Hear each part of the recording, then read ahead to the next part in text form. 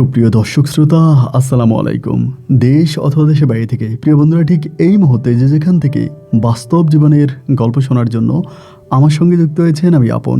আর যে আপন জীবনের গল্পের ১৬১০তম পর্বে আপনাকে প্রতিদিনের মতো স্বাগতম জানাচ্ছি। দর্শক বন্ধুরা, আজ আমি আপনাকে শোনাবো বরিশালের ভাই মোহাম্মদ সাইদুল ইসলামের জীবনের চরম আশ্চর্যজনক এক পারিবারিক বাস্তব জীবন কাহিনী। বন্ধুরা, আজকের গল্পের টাইটেল বাসর ঘরে সুন্দরী নববধূকে তালাক দিয়ে বিয়ে করে বৃদ্ধ শাশুড়িকে। এই সুন্দরী নববধূ শুধু সুন্দরীই ছিলেন না, তিনি ছিলেন বিত্তশালী বাবার একমাত্র সন্তান, যার নামে ছিল অগাধ সয় সম্পত্তি। রূপে গুণে ধনের সম্পত্তি গুণান্বিত এমনই এক সুন্দরী বধূকে কেন বাসর ঘরে তালাক দিয়ে বৃদ্ধ শাশুড়িকে বিয়ে করলেন সাইদুল ইসলাম, তা শুনলে রীতিমতো আপনার শরীরের পশম দাঁড়িয়ে যাবে। আমি বারবার বলি, জীবনের বাস্তবতা হার মানিয়ে দেয় গল্প, সিনেমা, রূপকথা। তারই এক জ্বলন্ত প্রমাণ আমাদের আজকের গল্পের সাইদুল ইসলাম। আশা করব শুরু থেকে শেষ পর্যন্ত এই গল্পটা আপনারা প্রত্যেকে আমার মুখে শুনবেন এবং গল্প শেষে ভাই সাইদুল ইসলামকে ঠিক আপনার মতো করে একটা মন্তব্য কমেন্ট বক্সে লিখবেন। ধন্যবাদ সবাইকে। সুপ্রিয় দর্শক বন্ধুরা, আসসালামু আলাইকুম। আমার নাম মোহাম্মদ সাইদুল ইসলাম। আমার বাড়ি বরিশাল বিভাগে। বন্ধুগণ, আমি আমার জীবনের গল্পটা শুরু করার শুরুতে আপনাদেরকে আমার পরিবারের সম্বন্ধে জানিয়ে রাখি। আমার পরিবারে আমি আছি, আমার বাবা আছে, মা আছে, রয়েছে আমার দাদিমণির সহ আমার বড় একটা ভাই আর ছোট দুইটা বোন। আমরা টোটাল 2 বোন 2 ভাই। আমাদের পরিবারটা বরিশাল বিভাগ থেকে অনেক দূরের কোনো এক অজপাড়া গায়ের এক নিম্নবিত্ত পরিবার। আমার বাবা পেশায় একজন কৃষক। আমি খুব ছোটোবেলা থেকে দেখে আসছি মাঠে সোনালি ফসল ফলিয়ে আমার বাবা বেশ কষ্ট করে আমাদের পরিবারটা চালাতো। শৈশব থেকে আমি দেখেছি আমার পরিবার দারিদ্রতার সঙ্গে যুদ্ধ করছে। আর এমন যুদ্ধ দেখতে দেখতে আমি বড় হই। ছোটোবেলায় আমি তেমন কোনো পড়াশোনা করার সুযোগ পাইনি, শুধু হাতে কলমে কোনো রকম নিজের নামটা লেখা শিখেছি। দেখেন, আমাকে দেখলেই কেউই বলবে না যে আমি এতটা দরিদ্র পরিবারের সন্তান। আমি গরিব হতে পারি, ছেঁড়া কাপড় পরতে পারি, কিন্তু তারপরেও আমি সেই ছেঁড়া কাপড়কে ধুয়ে পরিষ্কার করে গায়ে দিতাম। আমার চলাফেরা বেশ ভালো ছিল, সাজানো গোছানো ছিল। যদি আমি সুযোগ পাইতাম, আমি পড়াশোনা করে অনেক বড় কিছু করতে পারতাম। আমার বাবার পক্ষে আমাকে পড়াশোনা করানোর সামর্থ্য ছিল না, যার কারণে আমি পড়াশোনা করতে পারিনি। এই করতে করতে আমি মোটামুটি প্রায় অনেকটাই বড় হয়ে যাই। আমার বয়স তখন প্রায় 15 থেকে 16 বৎসরের কাছাকাছি। ঘরে রয়েছে ছোট 2টা বোন, বাবা আর বড় ভাইয়া, দাদিমণি, মা রয়েছে। আমাদের পরিবারে অনেক খরচ। শুধু আমার বাবা আর ভাই, তারাই দুজনে পরিশ্রম করে পরিবারটা চালাচ্ছিল। আমার বয়স যখন এই অবস্থায়, তখনই আমি আমার বাবা এবং পরিবারের কপালে হঠাৎ করে এক নতুন চিন্তার ভাঁজ দেখতে পাই। আমি আমার বাবা এবং মায়ের মুখে জানতে পারি আমার বড় ভাইয়া নাকি কোন এক মহিলার ফাঁদে পড়ছে। মানে টাকা পয়সা যাই ইনকাম করে সবই ওই মহিলাকে দিয়ে দেয়। মানে কোথাকার কোন ডিভোর্সি মহিলা নাকি, মানে স্বামী নেই এমন এক মহিলার ফাঁদে পড়ছে। আমার ভাইয়া মানুষের জমিতে যে জন দেয়, যে টাকা পায়, তার সব টাকা নাকি ওই মহিলাকে দিয়ে দেয়। মহিলারও নাকি আরেকটা ছেলে মেয়ে আছে এবং এরকম একটা অবস্থা। পরিবারের মানুষ আমার ভাইয়াকে অনেক বোঝাচ্ছিল, যেমন আমার আব্বা আম্মা অনেক বোঝাচ্ছিল যে তুই এটা করিস না, তোর 2টা ছোট বোন আছে, ছোট একটা ভাই আছে, পরিবারের কথা চিন্তা কর। কিন্তু কোনোভাবেই আমার ভাইয়া আমার বাবার কথা শোনে না।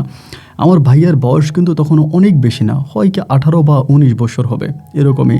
কারণ ভাইয়ার জন্মের 4 থেকে 5 বছর পর আমি হই এবং আমার যে ছোট বোনগুলো তারা আমার পরপরই দুনিয়াতে আসে। তো দেখা যায় যে আমার আব্বা আম্মার কথা আমার ভাইয়া কোনোভাবেই গ্রাহ্য করে না। একটা পর্যায়ে ভাইয়া তখন পরিবারকে সরাসরি প্রস্তাব দেয়। আমার আব্বা আম্মাকে বলে, ঠিক আছে, আমি ওই মহিলাকে টাকা দিব না যদি আপনারা ওই মহিলাকে ঘরে তোলেন। আমার আব্বার কথা হচ্ছে, মহিলা অলরেডি ডিভোর্সি এবং তার 2টা সন্তান আছে, এমতো অবস্থার ভিতরে মহিলাকে কেমনে আনে। আমার আব্বা আমার ভাইয়াকে মানা করছে যে না, সম্ভব না, এই অবস্থার মধ্যে মহিলাকে আমি তোকে বিয়ে করাবো না। আমি তোকে দেখে শুনে অনেক সুন্দর একটা মেয়ে এলাকাতে বিয়ে করাবো, তুই এমনটা পাগলামি করিস না। কিন্তু আমার বাবা, আমার ভাইয়া ওই মহিলার মাঝে যে কী পাইছে তা আল্লাহ ভালো জানে। ভাইয়ার গোটা দুনিয়া একদিকে, ওই মহিলা একদিকে। মহিলাকে ছাড়তে হবে এই কথা শুনে ভাইয়া ঘরে খাওয়া দাওয়া বন্ধ করে দেয়। বেশ কয়েকদিন ঝগড়াঝাটি ঝামেলা করে। এমতো অবস্থায় হঠাৎ করে একদিন ভাইয়া আমাদের বাড়ি থেকে পালিয়ে যায়। ভাইয়া বাড়ি থেকে পালিয়ে যাওয়ার পরে ভাইয়ারা আমরা বাজারে এখানে সেখানে বিভিন্ন জায়গায় খুঁজতেছিলাম, কিন্তু কোথাও আর ভাইয়াকে খুঁজে পাওয়া যায় না। এমন খোঁজাখুঁজির একটা পর্যায়ে আমি জানতে পারি আমার ভাইয়া ওই মহিলার বাড়িতে চলে গেছে এবং সেখানে গিয়ে ভাইয়া ঘর জামাই থাকতে শুরু করে। সেই এলাকার লোকজনের সঙ্গে কথাবার্তা বলে তার সত্যতা আমরা যাচাই করে ফেলি যে ভাইয়া ওই মহিলার কাছে চলে গেছে, মহিলার বাচ্চা কাচ্চা পালতেছে এবং সেই পরিবারে ভাইয়া থাকতেছে। মহিলা দেখতে শুনতে অনেক পাকিস্তানিদের মতো ছিল না, অনেক সুন্দর ফর্সা লম্বা, কিন্তু এর আগে মহিলার আরও 2টা বিয়ে হয়। আমার ভাইয়া হচ্ছে এই মহিলার 3য় স্বামী। কি আর করা, সকলের নিষেধকে উপেক্ষা করে, সকলের মানাকে, সকলের বাধাকে উপেক্ষা করে আমার ভাইয়া ওই মহিলার কাছে নিজেই চলে যায়। আব্বা তখন নিজের মনকে বুঝিয়ে নিচ্ছে যে আল্লাহ আমাকে একটা ছেলে দিছে, 2টা মেয়ে দিছে। ভাইয়ার আশা আব্বা তখন মন থেকে সম্পূর্ণভাবে মুছে ফেলে। ভাইয়াকে নিয়ে আমার আব্বা আর কোনো চিন্তাভাবনা করে না। ভাইয়াকে আসে না মরছে না কি করছে, আমার আব্বা এইসব নিয়ে আর কোনো মাথা ব্যথা নাই। তখন আমি আমার বাবার সঙ্গে মাঠে ঘাটে কাজ করতেছি। তো এভাবে প্রায় আমি আব্বার সঙ্গে প্রায় আপনার 1 থেকে 1.5 বছরের মতো আমি কাজ করি জমিতে, এখানে সেখানে আব্বা যেখানে কাজ করে ওরকম কাজ করি। 1-1.5 বছর পরে আমার জ্বর হয়, আমার টাইফয়েড হয় এবং আমি মারাত্মকভাবে অসুস্থ হয়ে পড়ি। তখন ডাক্তার বলে দিছে যে আমি যেহেতু রোদে খুব বেশি একটা না যাই, রোদে না যাই এমন একটা অবস্থা। তখন আমার আব্বা কী করবে আমার নিয়ে আর বুঝতে পারতেছিল না। তখন আব্বা এই বুড়ো বয়সে মাঠে কাজ করে গোটা পরিবার চালাচ্ছে। তখন পর্যন্ত দাদি বেঁচে আছে, ছোটো ঘরে 2টা যুবতী বোন। কী করবে আমার আব্বা তখন কিছুই বুঝতে পারতেছিল না। এমতো অবস্থায় কিছুদিন পরে আমি তো রোদে যাইতে পারি না, ধরেন রোদে কিছুক্ষণ কাজ করলে আমাকে বাড়ি চলে আসতে হয়, আমি রোদ সহ্য করতে পারি না। এমতো অবস্থার ভিতরে আমার আব্বা তখন আমার জন্য একটা চাকরি ঠিক করলো। আমার আইসা বলতেছে তোর জন্য একটা নতুন চাকরি পাইছি এক শেখের বাড়িতে। তা আমি তো জানি শেখের বাড়ি হচ্ছে সৌদিদের বাড়ি। আমি আমার আব্বার বলি আব্বা আপনি কি আমার সৌদি আরবে পাঠাবেন শেখের বাড়িতে কাজের জন্য? আমার আব্বা বলে না, আমি তোরে রুমেল শেখের বাড়িতে পাঠাবো। তো রুমেল শেখের বাড়ি হচ্ছে আমাদের গ্রাম থেকে 2-3টা গ্রামের পরেই সে লোকের গ্রাম, এবং তিনি সেই এলাকার অনেক প্রভাবশালী লোক এবং তার অনেক টাকা পয়সা। তো আমার আব্বা বলে আমি রুমেল শেখের সঙ্গে কথা বলছিলাম বাজারে, উনি বলছে ওনার একটা ছেলে দরকার বাজার সাজার করে দেওয়ার জন্য। আবার উনি আবার মাছ পালে, পুকুরে ওনার মাছ আছে, মাছকে মাঝে মাঝে খাবার দেওয়া। আবার তিনি ফ্রেশ গরুর দুধ খেতে পছন্দ করে, ওনার একটা গরু আছে, একটা দুধওয়ালা গরু, এটা দেখাশোনা করা এবং বাড়ির আঙিনা পরিষ্কার করা আর পুকুরে মাছ ধরা, পুকুরে খাবার দেওয়া, এই সমস্ত হালকা কাজ এগুলো করতে পারবি না? আমি আব্বারে বললাম এসব কাজ তো করা আমার জন্য তুরির বিষয়, আমি এটা করতে পারবো। আব্বা বলে তাহলে আমি রুমেল শেখের সঙ্গে কথাবার্তা বলে তোর চাকরিটা ফাইনাল করে ফেলি। আব্বু তখন সেখানে কথাবার্তা বলে আমাকে চাকরি নিয়ে দিচ্ছে। এবার রুমেল শেখের বাড়িতে আমি আমার জামা কাপড় সব কিছু নিয়ে ওনার বাড়িতে উঠছি। তো এই লোকটা বেশ ভালো মানুষ ছিল, যদিও একটু বয়স্ক, কিন্তু মানুষটা অত্যাধিক ভালো। আমি ওনার বাড়িতে যাওয়ার সঙ্গে সঙ্গে উনি আমাকে অনেক টাকা পয়সা দিয়ে দেয় এবং আমাকে জামা কাপড় দেয় এবং আমাকে থাকার জন্য একটা সুন্দর ঘর দিয়ে দেয়। ওনার বাড়িতে যাওয়ার পরে জানতে পারি এই রুমেল শেখ প্রায় 2 থেকে 3 মাস আগে একটা বিয়ে করে। যদিও ওনার আগে বউ মারা যায়, ওনার একটাই মেয়ে, মেয়েটার নাম হচ্ছে রিমো আক্তার। তো ওনার ওই মেয়েটা মোটামুটি বড় হয়ে যায়। মেয়েটা বড় হবার পরে মেয়েটাই নাকি জোর করে বাবারে বিয়ে করায়।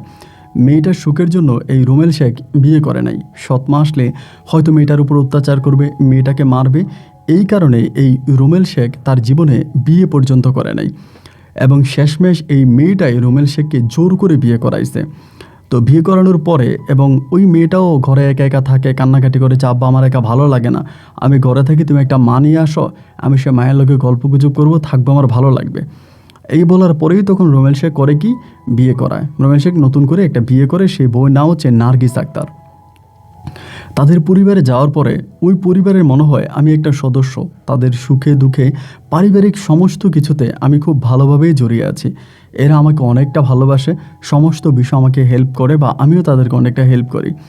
এই করতে করতে রুমেল শেখের যে বউ আছে নার্গিস আক্তার, উনি আমাকে অনেকটা পছন্দ করে। ঘরের মধ্যে ভালো কোনো রান্নাবান্না হলে আমাকে ডেকে নিয়ে খাওয়ায় এবং আমার সঙ্গে ওনার খুব ভালো একটা উঠা বসার সম্পর্ক। একদিনই আমাকে বলতেছে যে সাইদুল, তোমারে দেখলে তো মনেই হয় না যে তুমি কোনো কৃষকের ছেলে বা তুমি কোনো গরিবের ছেলে, তোমার চেহারার মাঝে একটা রাজকীয় ভাব আছে। এইরকম করে উনি আমার সঙ্গে কথা বলতো। তো এই মানুষটা দেখতে যদিও একটু বয়স্ক ছিল, বাট মনের দিক থেকে অনেকটা ভালো ছিল। রুমেল শেখ যেমনই ভালো, তিনি ঠিক তেমনটাই ভালো। বাট তার মেয়ে রিমো আক্তারের সঙ্গে আমি খুব বেশি একটা কথা বলতাম না। এখানে সেখানে দেখলে হয়তো কোনো প্রয়োজন হলে কথা বলতাম, কিন্তু বিনা প্রয়োজনে আমি কখনোই এই রিমু আক্তারের সঙ্গে কথা বলি না। এরকম করতে করতে নার্গিস আক্তার তার পারিবারিক অনেক বিষয় আমার সঙ্গে কথাবার্তা বলে। পারিবারিক কোনো সমস্যা বা রোমেল শেখের সঙ্গে তার কোনো মনোমালিন্যতা, মানে সব বিষয় নিয়ে আমার সঙ্গে উনি কথা বলে। আমিও তার সঙ্গে কথা বলি। সে যেমনটা আমাকে পছন্দ করে, আমিও তারা তেমনটা পছন্দ করি। এইরকম করতে করতে উনি করে কি তখন জামা কাপড় আপনার মানে ধোয়, হ্যাঁ, নিজের জামা নিজেই ধোয়। যদিও একটা কাজের মহিলা আছে, ওই কাজের মহিলাকে দিয়ে নার্গিস আক্তার নিজের জামা কাপড় ধোয় না, নিজে জামা কাপড় ধুয়ে আমাকে বলে যে সাইদুল এগুলো নিয়ে শুকাইতে দিয়ে। তো মহিলাদের তো অনেক গোপন কাপড় চোপড় থাকে, না আমি তো আর এগুলো বুঝি না। আমার বয়সও তখন প্রায় 18 বছর পূর্ণ হয়ে যায় বা 18 ওভার হয়ে যায়। তো ওনার এই কাপড় চোপড় রোদে দিই। এই করতে করতে একদিন মানে বাড়ি থেকে বেশ দূরে ওনার জামা কাপড় রোদে দিলাম। শুকানোর পরে বিকেলবেলা কাপড়গুলো নিয়ে আসতেছে। তো সেখানে অনেকগুলো মহিলা আমাকে দেখে তাকায় তাকায় হাসতেছে। ওনার ছোট কাপড় বড় কাপড় সব কাপড় নিয়ে আসতেছে। তো আসার পরে ওই যে মহিলারা হাসতেছিল, এইটা কিন্তু আবার বাড়িতে দাঁড়াইয়া ওই রোমেল শেখের বউ দেখছে। জামা কাপড়গুলো দেওয়ার পরে রাতের বেলায় খাবার খাইছি, খায়া আমি ওই গরুর সামনে একটু বসে আছি, বিশ্রাম নিচ্ছিলাম। তখন চাঁদের আলো ছিল, খুব প্রখর চাঁদের আলো। রোমেল শেখের বউ তখন আমার কাছে গেছে, গিয়া বলতেছে সাইদুল তোমার কি মন খারাপ? আমি বললাম না তো, আমার তো মন খারাপ না। বলেন চাচি। আমি ওনাকে চাচি ডাকতাম। পরে বলে আচ্ছা তুমি যে আমাকে চাচি ডাকো, আমার বয়সটা কি তোমার চাচির মতো? উনি আসলেই খুব বেশি যে একটা বয়স্ক তা না, ওনার মেয়ের বয়সের থেকেও হয়তো কয়েক বছরের বড় হবে এরকম।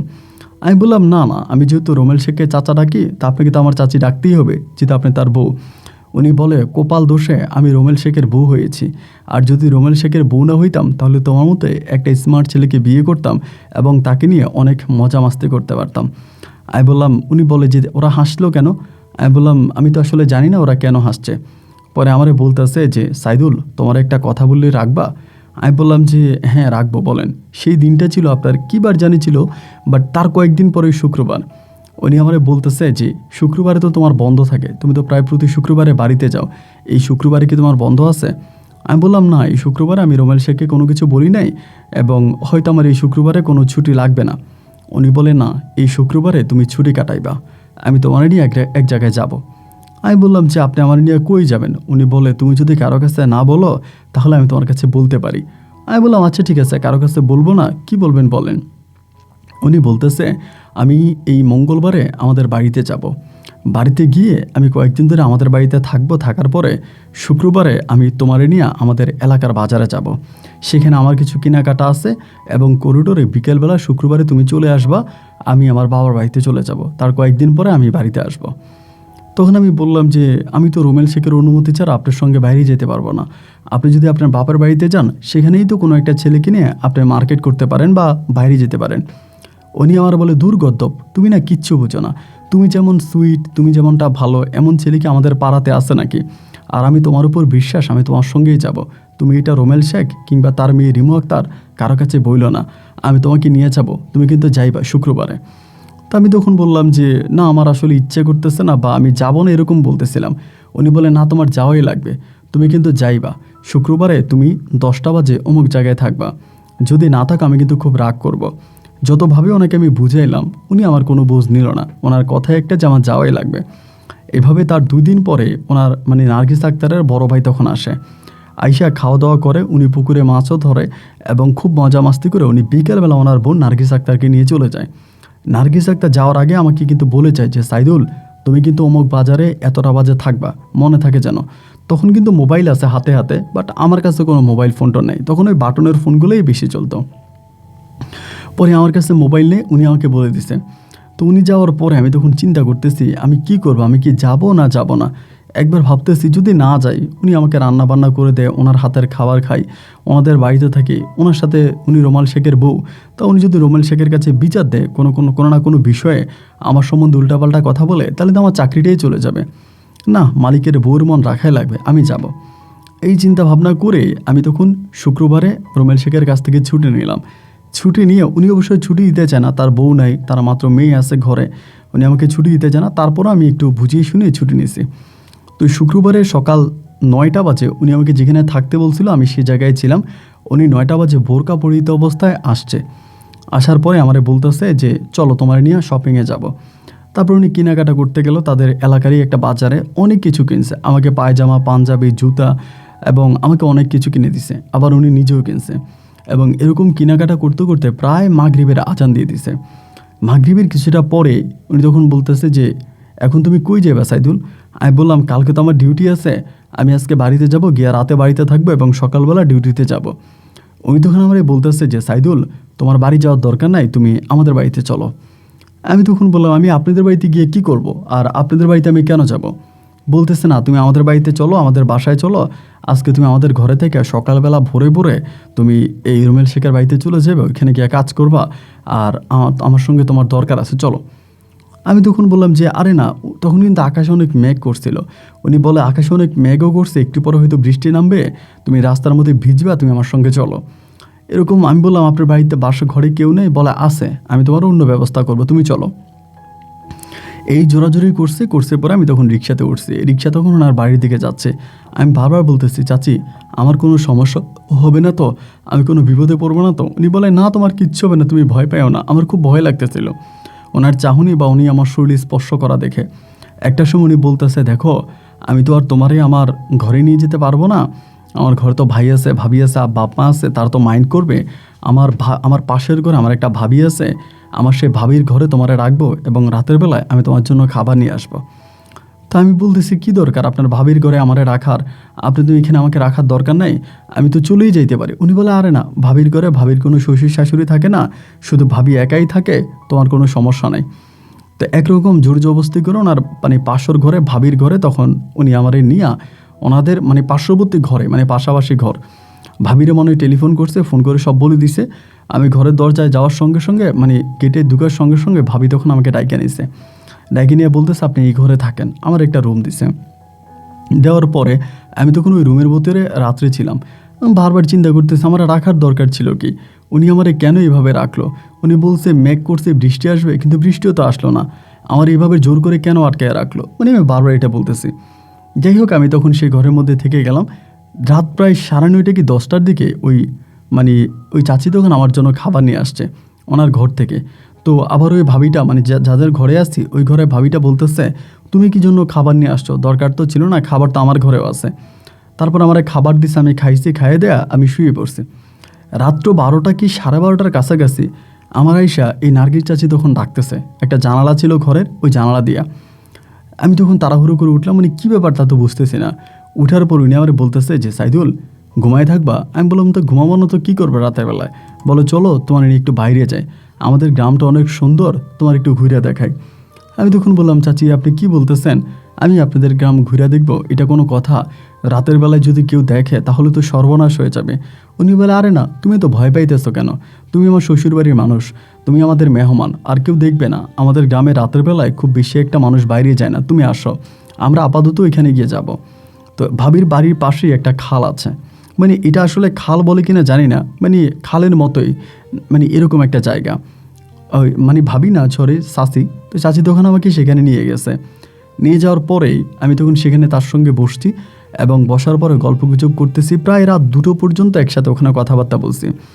এবার 2টার পরে উনি আমার সঙ্গে ডিরেক্টলি আমার রুমের মধ্যে ঢুকে গেছে।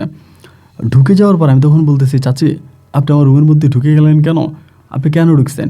উনি আমারে বলতেছে যে তুমি বুঝো না কেন ঢুকছি, তুমি কি ছোটো মানুষ?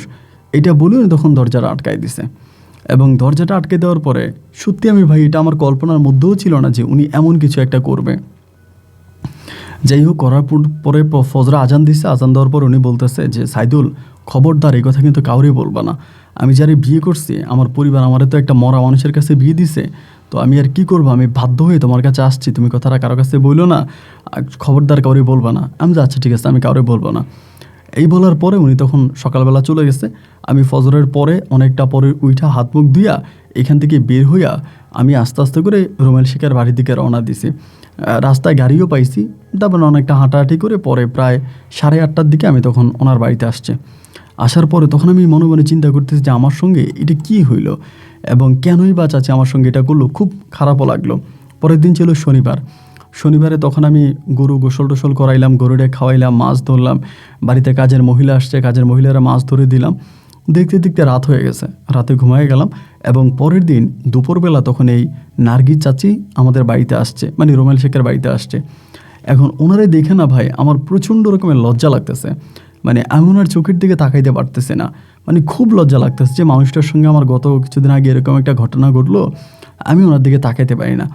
তারপর উনি করে কি, মানে সুযোগ পাইলে আমাকে চিমটি কাটে, আমার চুল ধরে টান দেয়, আমার হাত ধরে টান দেয়, এবং মাঝে মাঝে আমাকে টাকা দেয়, খাবার দেয়, মানে একটা অন্যরকম সম্পর্ক ওনার সাথে আমার শুরু হয়ে গেছে। এইরকম করতে করতে এবার উনি করে কি, আমি যে ঘরে থাকি উনি আর ওনার মেয়ে রিমু কিন্তু একসাথেই ঘুমাইতো। তো একটা পর্যায়ে উনি তখন করলো কি, আলাদা ঘুমাইতে শুরু করলো, মানে রুমুরে বললো তুমি বড় হইছ, তুমি আলাদা ঘুমাও, আমি আলাদা ঘুমাই। উনি কিন্তু রুমেল শেখের সঙ্গে ঘুমাইতো না, হয়তো মাঝে মাঝে এক রাত কি দু রাত ঘুমাইতেন। আর রুমেল শেখ অনেকটা মানসিকভাবে বা শারীরিকভাবে সর্বদিক থেকে উনি একটু অন্যরকম। তো কেন যে রুমেল শেখ এই বয়সে তার মেয়ের কথা শুনে নার্গিস আক্তারকে বিয়ে করলো ভাই, সেটাও আমি ঠিক বুঝতে পারি না। তবে রুমেল শেখের মাঝে নার্গিসের কোনো রকমের সম্পর্ক আমি হতে দেখি নাই। উনি তখন সুযোগ পাইলে আমার রুমে চলে আসে এবং আমার সঙ্গে মাঝে মাঝে রাত যাপন করে। এমন করে একদিন, 2 দিন, 3 দিন করে সময়গুলো কাটতেছে, ওনার ঘরে আমি কাজ করতেছি। এই করতে করতে ওনার মেয়ে রিমু আক্তারের সঙ্গে তার একটা সময় খুব ঝগড়া লেগে গেল। সম্ভবত তাদের কোনো পারিবারিক জায়গা সম্পত্তি নিয়ে এই রিমু আক্তারের সঙ্গে তখন এই চাচির খুব ঝগড়া। তো ঝগড়া হওয়ার পরে আমি ওনাকে জিজ্ঞেস করতাম যে কী হয়েছে, আপনি রিমুর সঙ্গে এরকম করতেছেন কেন? চাচি আপনি তো ওনার সঙ্গে ভালোই ছিলেন, এই মেয়ের সঙ্গে আপনি ভালোই ছিলেন, আপনার উঠা বসা সবই ছিল, এখন আপনি এরকম করতেছেন কেন? এবং এই মেয়ে তো আপনাকে বিয়ে করায় আনছে। তখন উনি আমাকে রিমু সম্বন্ধে এমন কিছু কথা বললো যা শুনে আমি রীতিমতো অবাক হয়ে গেলাম। আমি বললাম চাচি বলেন কি, সত্যি বলতেছেন? বলে হ্যাঁ, এই মেয়ে আমার সঙ্গে এগুলো করতেছে, আমার এই ক্ষতি করতেছে, আমার সঙ্গে খুব ঝামেলা করতেছে, এই সমস্ত কিছু চাচি তখন আমাকে বলছে। চাচির মুখেই কথাগুলো শুনে আমি বেশ অবাক হয়ে গেলাম। যেই মেয়েটারে আমি নিজে অনেকটা ভালো মনে করতাম, কিন্তু এই মেয়েটা যে এমন একটা কাজ করবে এটা আমার কল্পনাতেও ছিল না। আমি তখন চাচিরে বললাম যে ঠিক আছে বাদ দেন, এগুলো নিয়ে আপনি মন খারাপ করেন না। উনি প্রায় প্রতি রাতে আমার ঘরে আসতো এবং আমার ঘরে এসে কান্নাকাটি করতো যে মেয়েটা আমার এই ক্ষতি করছে, ওই করছে, আমার সঙ্গে এইটা করছে, ওইটা করছে। এই কান্নাকাটি করতে করতে একদিন উনি হঠাৎ করে এসে আমাকে বলতেছে যে সাইদুল তুমি কি আমার একটা উপকার করতে পারবা? তো এর মাঝে কিন্তু আপনাকে আরেকটা কথা বলে রাখি, আমি কিন্তু ওনাকে বলেছিলাম যে আপনার সঙ্গে যে আমার এই ধরনের কাজগুলো হয়েছে, আমি কিন্তু আপনাকে ছাড়া অন্য কাউরে বিয়ে করব না। উনি বলে আমি তো তোমার বয়স অনেক বড় হব। আমি বললাম বড় হইলে হয়েছেন, আপনার আমার ভালো লাগছে, সত্যি আমাকে ওনার ভালো লেগে গেছে ওই সময়। তখন আমি বললাম যে আমি কিন্তু আপনার ছাড়া অন্য কাউরে বিয়ে করবো না। উনি বলছে ঠিক আছে, একটা সময় উনি রোমেন শেখকে ছেড়ে দিয়ে আমাকে বিয়ে করবে। আর আমি জানি উনি আমার বয়সে 3 ডাবল হবে, বাট এত আমার কোনো দুঃখ নয়, এমনকি বিয়ে করব। তো উনি আমার একদিন বলতেছে যে সাইদুল তুমি কি আমার একটা উপকার করবা? আমি যে ঠিক আছে, কী উপকার করা লাগবে বলেন। পরে বলতেছে এমন এমন আমার মেয়ে রিমু হয়তো আমার অনেক ক্ষতি করতেছে এবং রোমেল শেখ সেও আমার অনেক ক্ষতি করতেছে, মা আর মেয়ে মিলে আমার পুরো জীবনটাকে নষ্ট করে দিয়েছে। আমি তোমার কাছে একটা উপকার মানে হেল্প চাই, তুমি যদি আমার হেল্পটা করতে পারো। আমি তো তখন বললাম যে ঠিক আছে, কি হেল্প করা লাগবে? উনি বলে তুমি যেভাবেই পারো তুমি রিমুর সঙ্গে একটা প্রেমের সম্পর্ক তৈরি করো। আমি তখন বললাম আপনি কি বলেন, আমি আপনাদের বাড়িতে কাজের ছেলে আর রিমু হচ্ছে মালিকের মেয়ে, ওই কি আর আমার সঙ্গে প্রেম করবে? এইটা আপনি কি বলতেছেন চাচি? এটা তো কোনোদিনও সম্ভব না। চাচি তখন বলতেছে যে অবশ্যই সম্ভব, সম্ভব না কেন?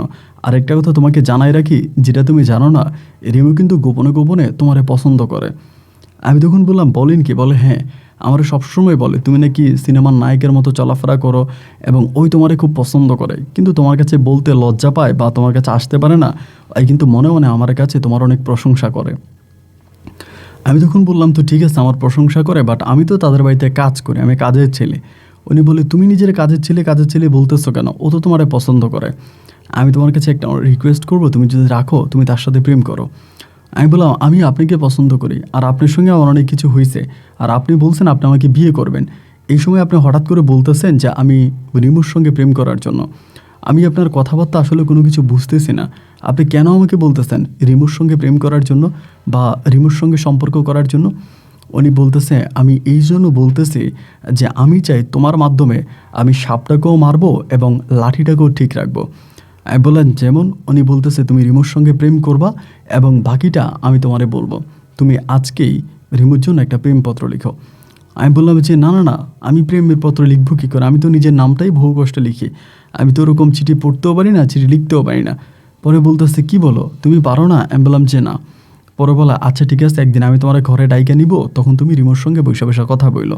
আমি বললাম দেখেন আমি কোনো ঝামেলা চাই না, আর আমি এই বাড়িতে কাজ করতে আসছি, আমি কাজের ছেলে। আপনি আমার সঙ্গে যা করছেন, আপনি যদি আমাকে বিয়ে করেন আমি আপনাকে নিয়ে পরিবার থেকে চলে যাব। আমি দূরে কোথাও গিয়ে আপনার সঙ্গে সংসার করব, সেখানে থাকবো। আমি এই রুমেল শেখকে অনেক ভয় পাই, সে এলাকার অনেক মুরব্বী টাইপের লোক, এবং আমার বাবা যদি কখনো জানতে পারে যে আমি এরকম ঘটনা ঘটাইছি, আমার আব্বা কিন্তু আমাকে মেরে ফেলবে। উনি বলে তুমি ভয় পাইতেছো কেন, রুমেল শেখ কিচ্ছু জানবে না, আমরা রুমেল শেখকে কোনো কিছুই বলবো না, উনি কিছুই জানবে না, তোমারে যা বলতেছি তুমি তাই করো, তুমি কি আমার কথা শুনবা? তো উনি যখন এরকম জোরাজোরি করতেছে, আমি তখন বললাম যে আচ্ছা ঠিক আছে, বলেন কি করা লাগবে।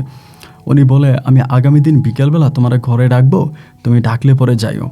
তাই আমি বললাম যে আচ্ছা ঠিক আছে। এর পরের দিন বিকেলবেলা উনি তখন করলো কি, আমাকে ঘরের ভিতরে ডাইকে নিয়েছে, তখন আসরের পরে। আমি গরু ধোয়াইয়া, গরুরে খাওয়াইয়া, মাছ টাছ ধরে মোটামুটি বাড়িতে সাজানো গোছানো করে সুন্দর করে রাখছি। সুন্দর করে বিকেলে বসে আছি, আমার পরনে একটা লুঙ্গি আর একটা লাল গেঞ্জি। তাই আমারে বলতেছে যে তুমি, আমার এসে উনি ডাকতেছে যে সাইদুল সাইদুল, মানে চাচি ডাকতেছে। আমি তখন উঠছি, আমি বললাম যে কী হয়েছে, বলে আসো। আমি তখন ভয় পাইতেছি আল্লাহ রুমেল শেখ দেখে কিনা, ভয় ভয়ে তখন চাচির ঘরে গেলাম, মানে চাচি বলতে রিমু যে ঘরে থাকে সেই ঘরে। যাওয়ার পরে দেখলাম কি যে রিমু মাথা নিচু করে ওখানে বসে আছে। তো আমি চাচির গিয়ে বলতেছি যে রিমুর সামনে কিন্তু এমন ওকে চাচি ডাকে, আমার চাচি আমারে ডাকছেন কেন, কী হয়েছে? বলে এখানে বসো, তোমার সঙ্গে কথা আছে।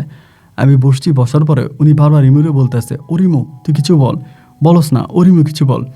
এটা বলার পরে রিমু তখন উঠে এখান থেকে চলে যাবে, এমন সময় চাচি রিমুর হাত চেপে ধরছে, ধরে বলতেছে এখানে বস, তুই বলতে হবে না, আমি বুঝছি তুই অনেক লজ্জা পাস, তোরটা বলা লাগবে না, আমিই বলতেছি।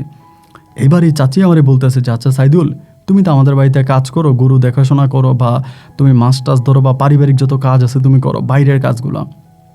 এখন কিভাবে বলবো, আমাদের রিমু কিন্তু তোমারে পছন্দ করে। এই কথা বলার পরে রিমু কিন্তু তখন মুসকি মুসকি হাসতেছে। আমি বললাম চাচি এটা আপনি কী বলতেছেন, আমি তো আপনাদের বাড়িতে কাজ করি, আমি আপনাদের বাড়িতে কাজের ছেলে, তা ওই আমারে পছন্দ করলে কেমনে হইব, ওর বাপিকে ওরা আমার কাছে বিয়ে দিব? উনি বলে প্রেম কি কোনো জাত ধর্ম মানে নাকি, প্রেমের মাঝে কোনো উঁচু নিচু আছে নাকি, প্রেম তো প্রেমই, কার সঙ্গে কার প্রেম হয়ে যাবে এটা তো কেউই বলতে পারে না। ওর হয়তো তোমার মনে ধরছে, তোমার ভালোবাসে, এখন তুমি কি তার সাথে প্রেম করবা? তো এই কথা বলতেছে, রিমু নিচের দিকে তাকে আছে, চাচি আবার আমার মানে ইশারা দিতেছে, বলো হ্যাঁ হ্যাঁ হ্যাঁ, এরকম করে আমাকে বলতেছে। তখন ওনার ইশারা দেখে আমি বললাম যে যদি উনি আমার সঙ্গে প্রেম করে তাহলে তো আমি করতে পারি।